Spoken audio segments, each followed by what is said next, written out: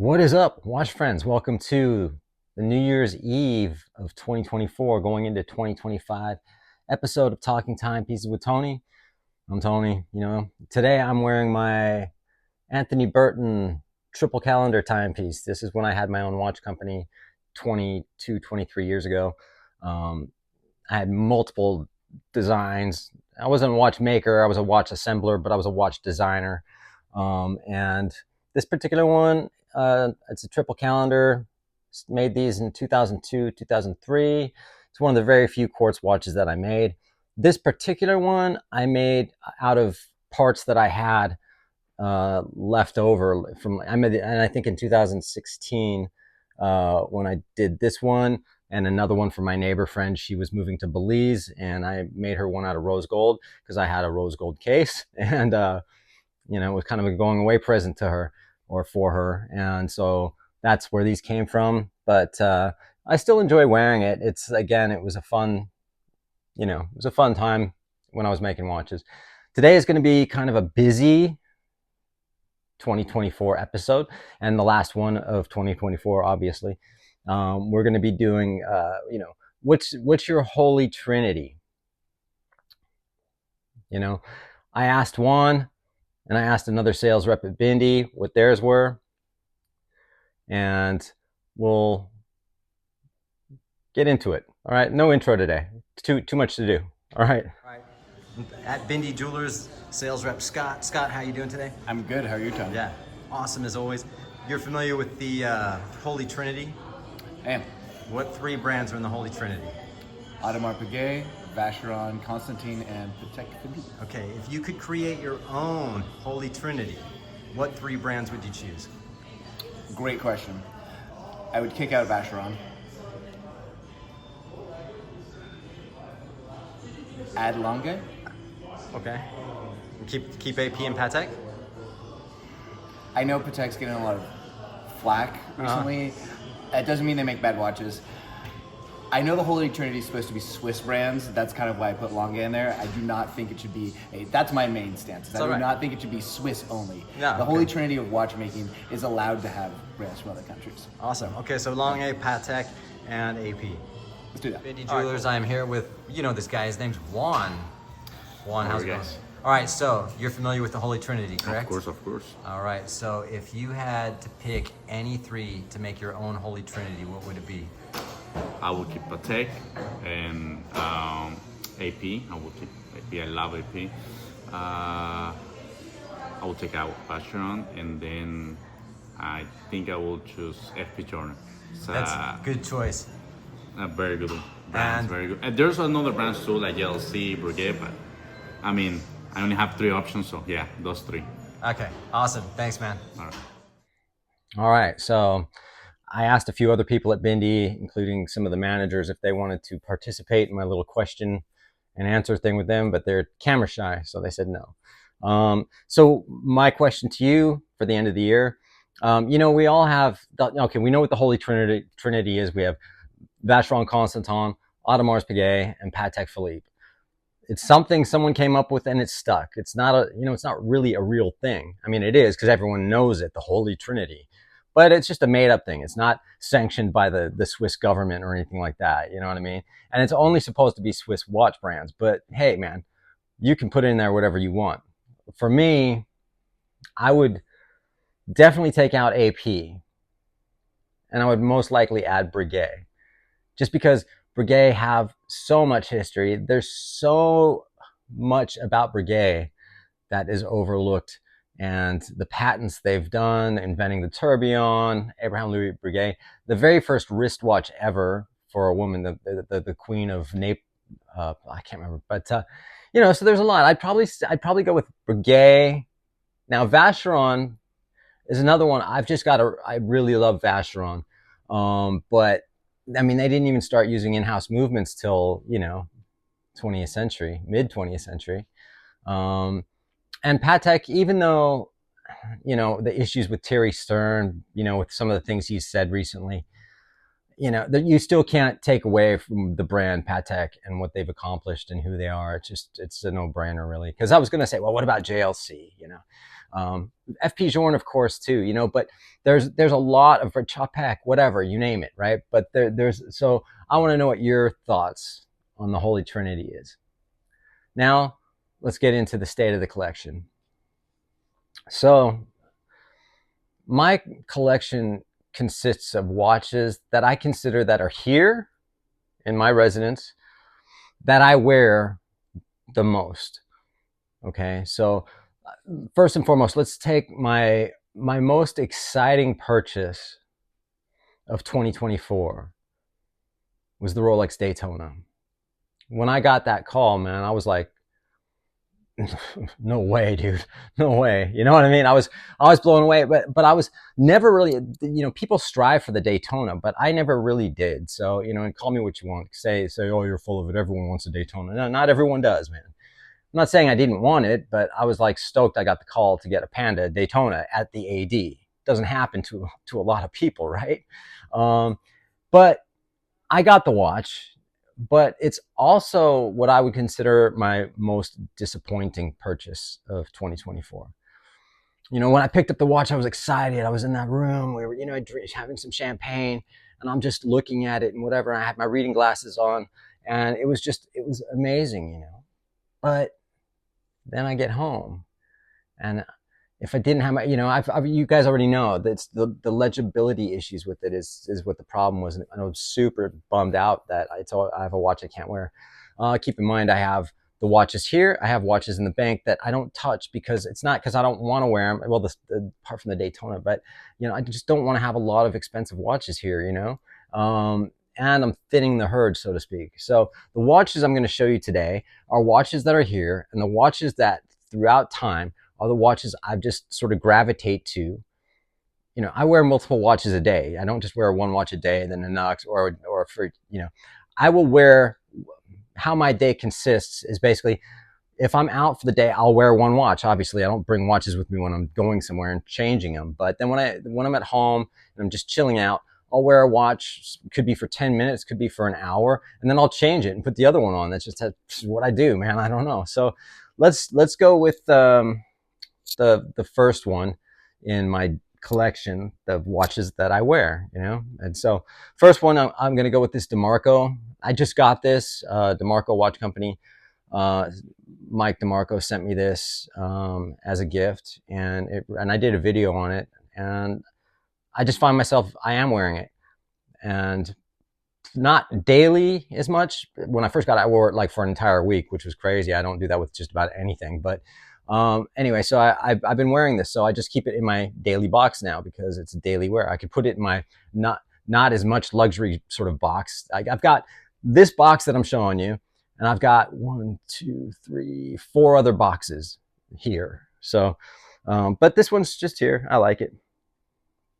The next one, I'm going to go with this Oris Big Date. Again, another watch I literally just bought. So we'll see what happens. You know, I'm still kind of bonding with it. It's definitely a fun watch, and Oris make great watches. So, yeah. So there's the Oris.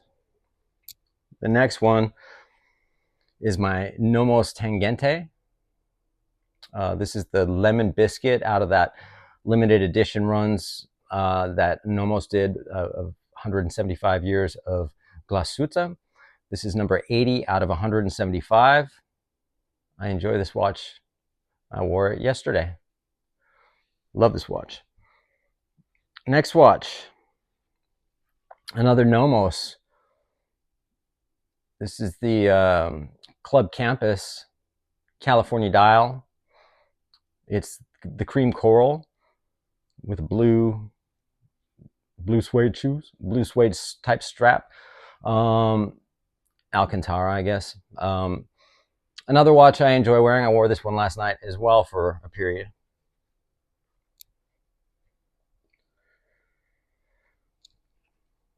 The next one's my Movado.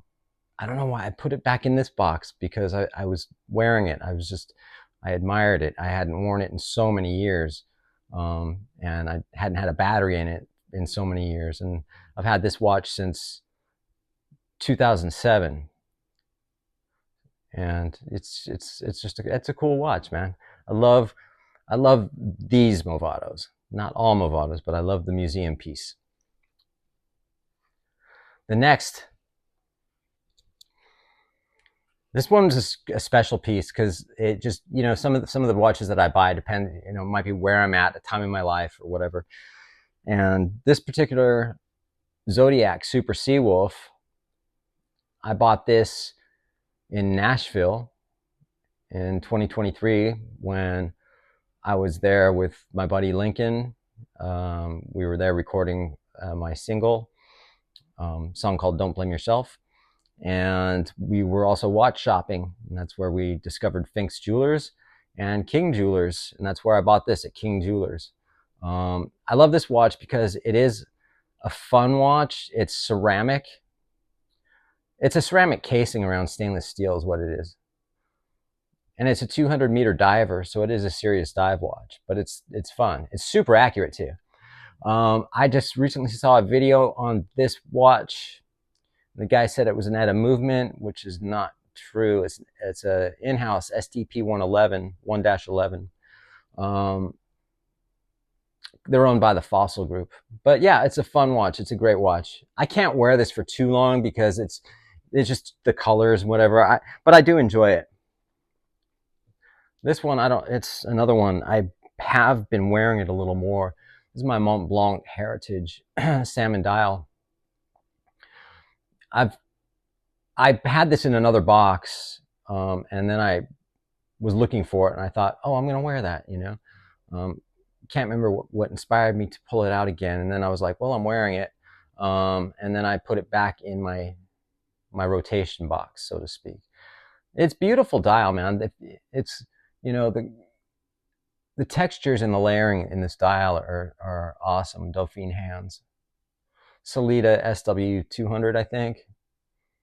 And a beautiful alligator strap that's super comfortable. So I wear it a lot.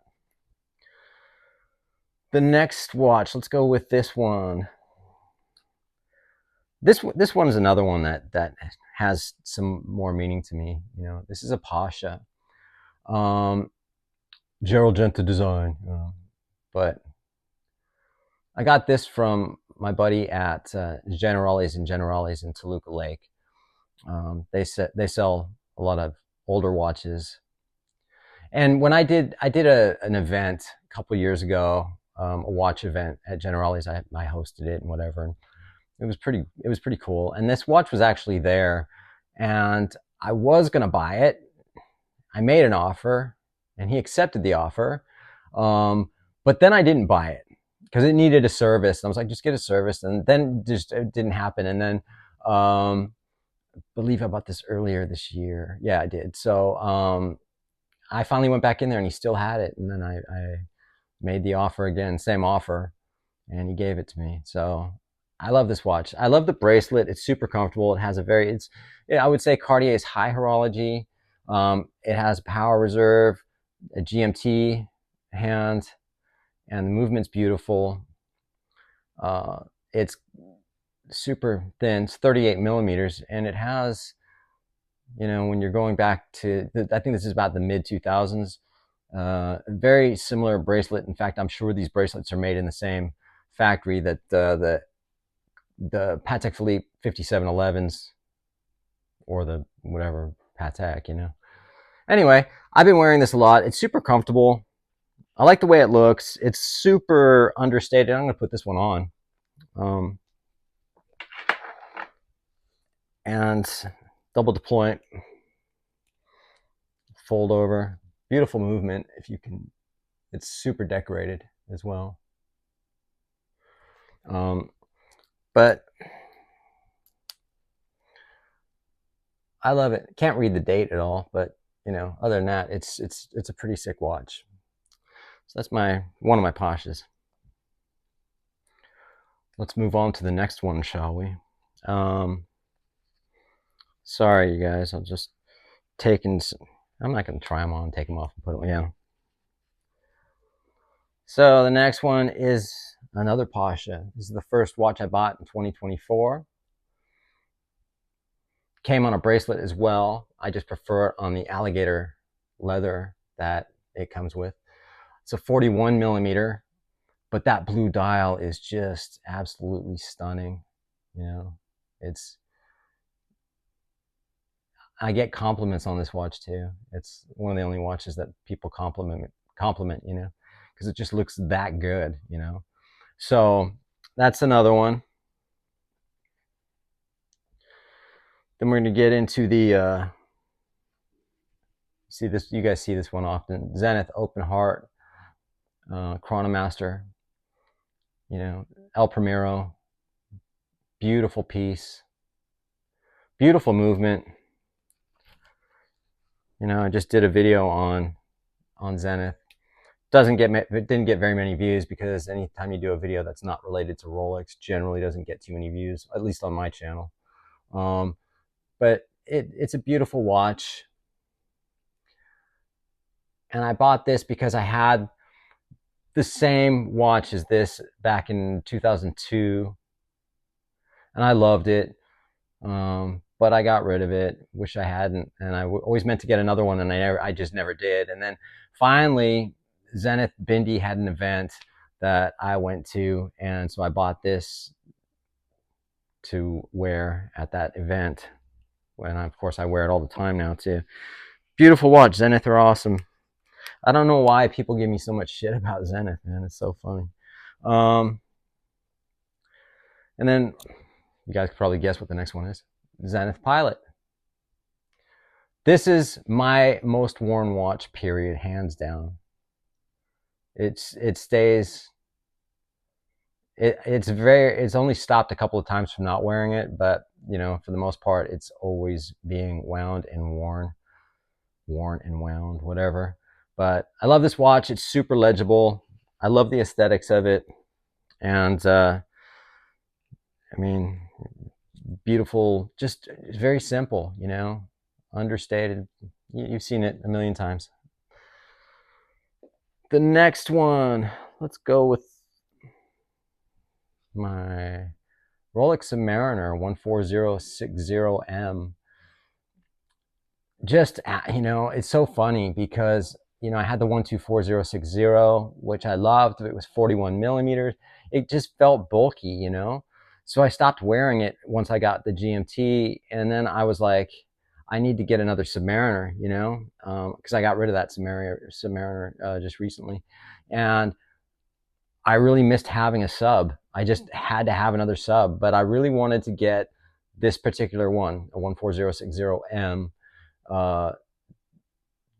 And the specific year would have been 2006, 2007, because 2006, 7 was a period in my life that needed to make a change, and that change happened. So, love this watch. It's just, you know, it's just such a great daily watch. That and my Zenith, you know, have been my two most. But I've only had this fairly, you know, just got this few months ago, and so I can't really say it's my second most worn because I only just got it a few months ago. And then last but not least, Rolex GMT Master 2, 126710 BLNR. You know, what can you say about it that hasn't already been said? I mean, I'm sure someone will make a comment on it, but 40 millimeter, and it just complements the sub, you know? So when I'm not wearing the sub and I want to wear this, you know, the sub's a little bit more toned down. I mean, it's still, people know what it is, but you know, this is a little bit more flashy and upscale. And I enjoy it. I haven't been wearing it as much, but I think that's going to change just because I really, really, really love this watch, you know? So with all of that being said, you guys, I just want to wish everyone a really happy and prosperous new year. Hopefully 2025 will be better than your 2024, and just be safe. And I appreciate everyone who likes and subscribes. I really do, you know, and I appreciate everyone's comments. And you know, so the next Q&A will be next year on Friday, right? So all of that being said, I love you guys, and we'll see you on the next one.